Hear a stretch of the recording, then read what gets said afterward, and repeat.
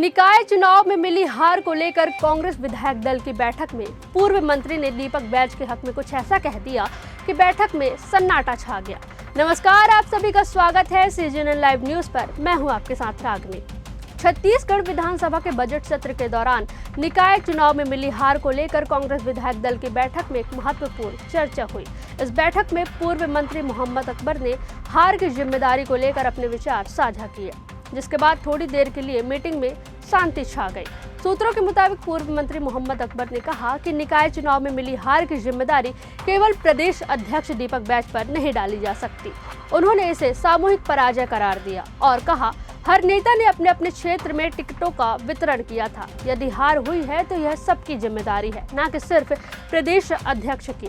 अकबर ने बताया कि टिकट वितरण की प्रक्रिया में सभी नेताओं की भागीदारी थी और उनके क्षेत्र के प्रत्याशी की सूची भी प्रदेश अध्यक्ष के पास गई थी, जिसे बिना बदलाव के मंजूरी दे दी गई। बैठक में हुई सहमति। अकबर के बयान के बाद बैठक में कुछ देर तक चुप्पी रही। फिर कुछ विधायकों ने उनकी बात का समर्थन किया और कहा कि हार की जिम्मेदारी पूरी पार्टी की है, न कि सिर्फ प्रदेश अध्यक्ष की। कांग्रेस के आगामी मुद्दे बजट और अन्य योजनाएं। कांग्रेस विधानसभा सत्र में सरकार की नीतियों और बजट को लेकर सवाल उठाने वाली है। कांग्रेस पार्टी निम्नलिखित मुद्दों को उठाने का विचार कर रही है, जिसमें पहला है प्रधानमंत्री ग्रामीण आवास योजना। 18 लाख हितग्राहियों को पूरी राशि नहीं मिली, केवल पहली किस्त जारी हुई। इसके चलते गरीब लोग आवास निर्माण नहीं करा पा रहे हैं। दूसरा, महतारी वंदन योजना। मृतक हितग्राहियों को राशि मिल रही है, लेकिन 30,000 पात्र महिलाएं अब तक वंचित हैं। साथ ही अपात्र लोगों को भी लाभ मिल रहा है। तीसरा, तेंदुपत्ता संग्राहक बोनस। 4500 प्रति मानक बोरा बोनस अब तक नहीं मिला। किसानों को धान उपार्जन की राशि किस्तों में दी जा रही है, जबकि पहले यह एक मुश्त देने का वादा किया था। चौथा, शिक्षक भर्ती। 35,000 शिक्षकों की भर्ती बजट में स्वीकृत हुई थी, लेकिन एक साल बाद भी विज्ञापन जारी नहीं हुआ। पांचवा, कानून व्यवस्था, गैंगवार और दिन दहाड़े फायरिंग आम हो गई है। मादक पदार्थों और अवैध शराब की तस्करी तेजी से बढ़ रही है। छठवां, शिक्षण संस्थानों में अनाचार। प्रदेश के विभिन्न कॉलेजों में छात्राओं के साथ दुष्कर्म के मामले सामने आ रहे हैं। सातवां, आदिवासी कन्या आश्रमों में शोषण। कई छात्राएं गर्भवती हो रही हैं, जिससे महिलाओं और बच्चियों की सुरक्षा पर सवाल उठ रहे हैं। सफल नहीं हुए हैं, चाहे वो प्रधानमंत्री आवास का मामला हो, चाहे हमारे आदिवासी भाइयों को 4500 रुपये देने का वादा किया हो। इन सब के अलावा भी जो एक वर्ष में जो बदतर स्थिति बनी है कि हमारे स्कूलों में सबसे ज़्यादा हालत ख़राब है।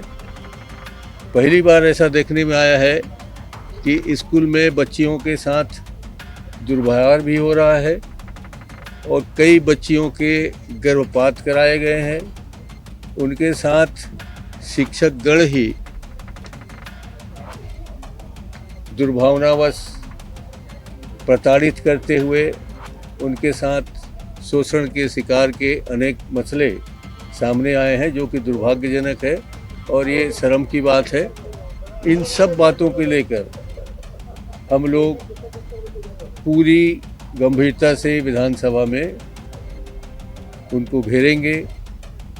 आठवां, जल जंगल जमीन का निजीकरण। सरकार उद्योग धंधों को निजी क्षेत्रों को बेचने की योजनाएं बना रही है, जिससे आदिवासियों और स्थानीय लोगों के अधिकार खतरे में हैं। बजट और वित्तीय प्रबंधन पर सवाल। कांग्रेस यह सवाल उठा सकती है कि क्या भाजपा सरकार के बजट में जनता के लिए ठोस योजनाएं हैं या यह केवल घोषणाओं तक सीमित रहेगा। साथ ही कांग्रेस सरकार के वित्तीय प्रबंधन और खर्चों की प्राथमिकता पर भी सवाल उठा सकती है। केंद्र सरकार से आर्थिक सहयोग पर सवाल। कांग्रेस यह भी मुद्दा उठा सकती है कि केंद्र सरकार से मिलने वाली वित्तीय सहायता में कटौती क्यों हो रही है। केंद्रीय योजनाओं के लिए राज्य को कितना फंड मिला और वह सही तरीके से खर्च हुआ या नहीं, इस पर भी बहस हो सकती है। चाहे नक्सल का मुद्दा हो, चाहे जिस तरह से शहरों में, गांवों में और बड़े बड़े स्थानों में भी हमारे आम जनता के साथ, विशेष करके महिलाओं के साथ जो लूज खसोट है वो जारी है। उस पर पुलिस प्रशासन चुप्पी साधे हुए है। पिछले चुनाव के दौरान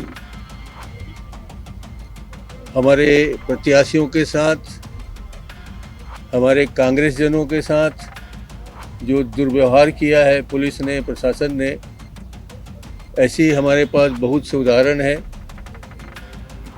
किसानों को बिजली उपलब्ध न कराकर जिस ढंग से हमारे आने वाले फसल को बर्बाद करना चाहते हैं, ये मुद्दा भी हमारे सामने है। इन सब मुद्दा को लेकर हमारे पूरे विधायकगण तैयार हैं और हम पूरी ताकत के साथ इस सत्र में उनका विरोध करेंगे। यह था अपडेट छत्तीसगढ़ विधानसभा के बजट सत्र और आगामी कांग्रेस की रणनीति पर। आगे की जानकारी के लिए जुड़े रहे CGNN लाइव के साथ। इस वीडियो को लाइक, शेयर व चैनल को सब्सक्राइब करना ना भूलें।